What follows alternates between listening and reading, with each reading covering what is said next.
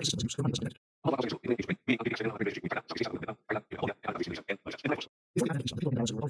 morning. This is my reaction video of the film The Call of Our Forefathers.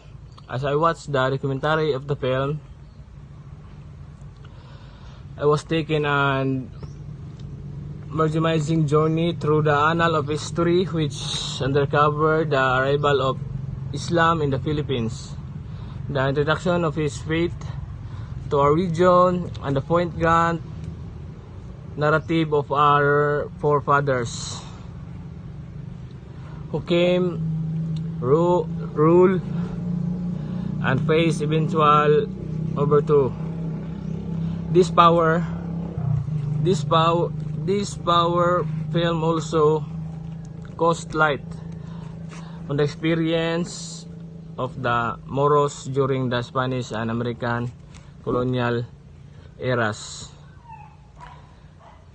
and it truthfully explored the diverse traditions and cultures that thrived in the Philippines before Spanish colonization,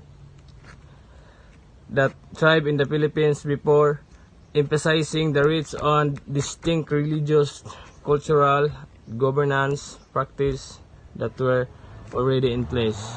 Thank you. That's all. Good morning. This is the reflection video of Group 3 on the Call of Our Forefathers Part 2. So let's begin.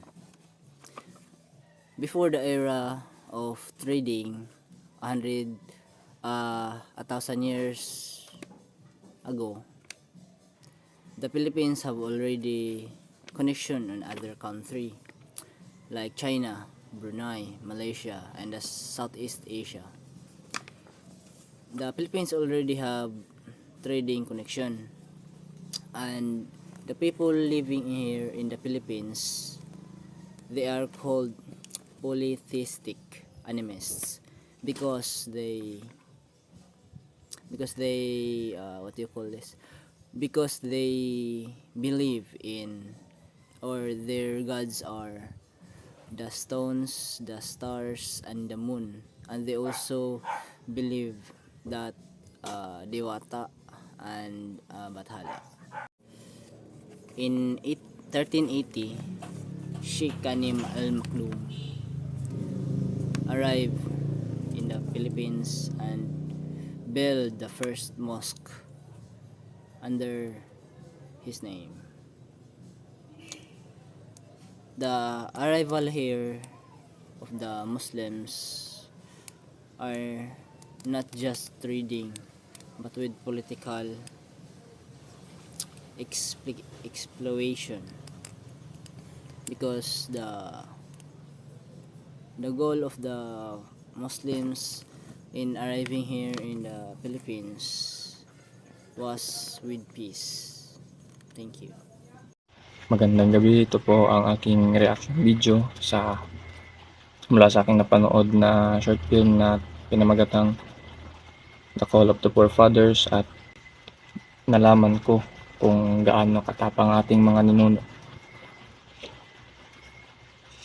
Hindi sila nagpasindak sa mga Espanyol, nilabanan nila ito hanggang sa kauli-hulihan nilang hininga.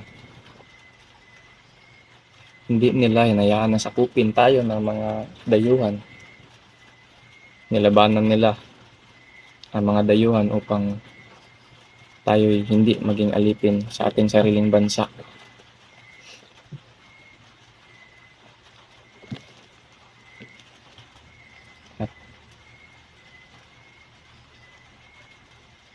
At dahil sa kanilang mga nagawa ay sila hindi makakalimutan, habang buhay silang nakatatak na sa ating kasaysayan. Kaya sila ay ating pasasalamatan sa kanilang mga sakripisyong hinalay sa ating bayan. Itong istoryahan is all about the first confrontation na nahitabo during the Moros against colonial rule, wherein nasakop na almost all of all of the islands in Visayas except sa Matan because dili mo sugot nya bisag katiting ihatag ni Lapu-Lapu ang iyahang yuta sa mga mananakop. Di siya gusto na ma-under ta sa Spaniards. Iyang gi-fight iyang rights. Then in 1541 is si Antonio de Mendoza, ang first administrator of the New World. Iyang gisugo si Roy Lopez de Villalobos nga moadto sa Las Islas de Poniente, also known as Philippines, para tiwason ang nasugdan ni Magellan. And then in 1543 he named the Philippines Las Islas de Filipinas in honor of their king, King Felipe II. No, na grabe kadako nilang respeto sa ilang hari. Magandang umaga. Sa video ito ay pag-uusapan natin ang tungkol sa the call of our forefathers na part 5 na pinamagatang Moro Piracy. Itinalakay ng video ang kahalagahan historical ni Sultan Kudarat at ang paglaban ng mga Moro laban sa pananakop ng mga Espanyol sa Pilipinas. Kaya nabanggit natin ang pangalan ni Sultan Kudarat dito kasi isa si Sultan Kudarat sa mga taong lumaban sa mga Espanyol upang protektahan at pangalagaan ang bansang Pilipinas. Siya sa mga taong nagsakripisyo ng kanyang buhay upang mabigyan ng katahimikan at magandang kinabukasan ang bansang Pilipinas. Kaya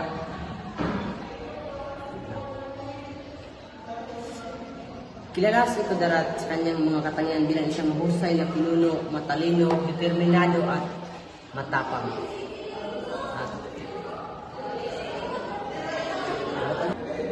At kaya dahil doon, nagkaroon ng peace agreement ang Spaniard at Kudarat. Kaya kung iisipin natin, kung wala si Sultan Kudarat, ay hindi natin alam kung ano na siguro ang mangyayari sa bansang Pilipinas ngayon. O kaya hanggang ngayon ay patuloy namumuno ang mga Espanyol sa bansa natin.